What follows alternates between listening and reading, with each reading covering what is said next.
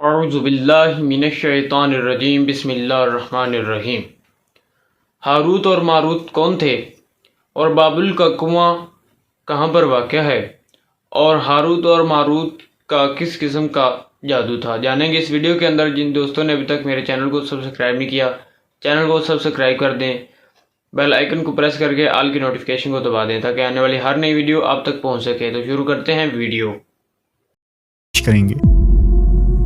روایتوں کے مطابق حضرت ادریس علیہ السلام کے زمانے میں ایک مرتبہ آسمان اور زمین کے درمیان سے پردوں کو ہٹا دیا گیا تو فرشتوں نے زمین میں آباد انسانوں کو دیکھ کر تعجب کیا اور بولے، یا رب العالمین، ہم تو گناہ کے قریب بھی نہیں جاتے، جبکہ یہ بنی آدم گناہوں میں اتنے مبتلا ہیں، اگر ہم ان کی جگہ ہوتے تو کبھی تیری نافرمانی نہ کرتے۔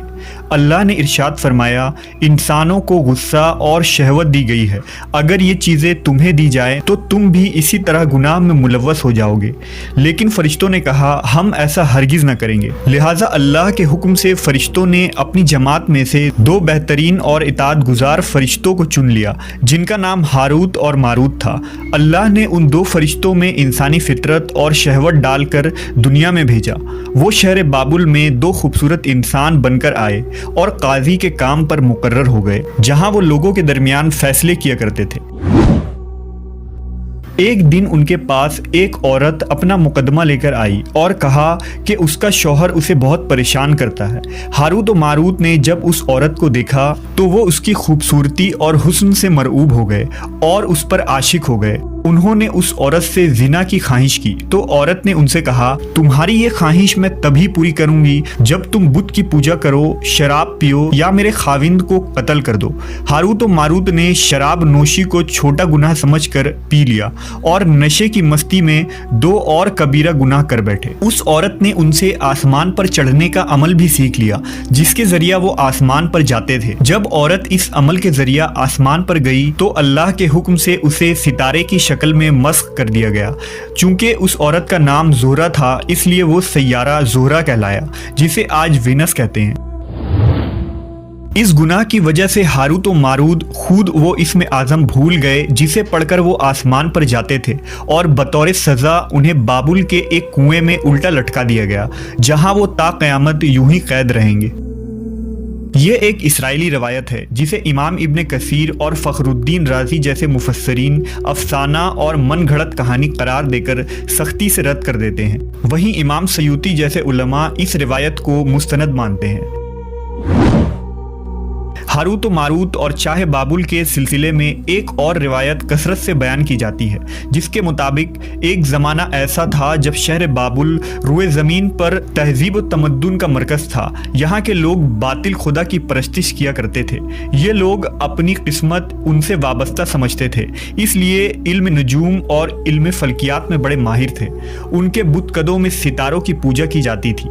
یہ لوگ جادو، تنتر منتر، سفلی کو بہت اہمیت دیتے اور اس علم کے ذریعہ معاشرے میں خوب فساد پھیلاتے تھے۔ یہ لوگ طلسم، جادو، تنتر منتر میں بہت آگے بڑھ گئے۔ ان میں بڑے بڑے جادوگر موجود تھے۔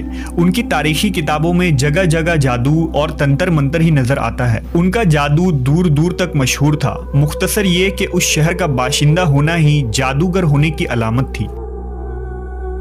جب حضرت سلیمان علیہ السلام کی حکومت آئی تو آپ نے ان لوگوں کو اس شرکیہ عمل سے روکا اور ان کی سحر اور جادو کی کتابوں کو ایک جگہ جمع کر کے اپنی عظیم کرسی کے نیچے دفن کر دیا تاکہ اس فتنہ انگیز علم کا جڑ سے خاتمہ ہو جائے۔ جب سلیمان علیہ السلام کی وفات ہوئی تو شیطان نے ان کتابوں کو دوبارہ کھود کر نکالا اور لوگوں سے کہا کہ سلیمان پیغمبر نہیں تھا بلکہ ان کتابوں کے ذریعہ حکومت کیا کرتا تھا، لہذا ہوا میں اڑنا، جنات پر قابو اور سلیمان علیہ السلام کے غیر معمولی معجزات دراصل جادو اور سفلی کا عمل تھا۔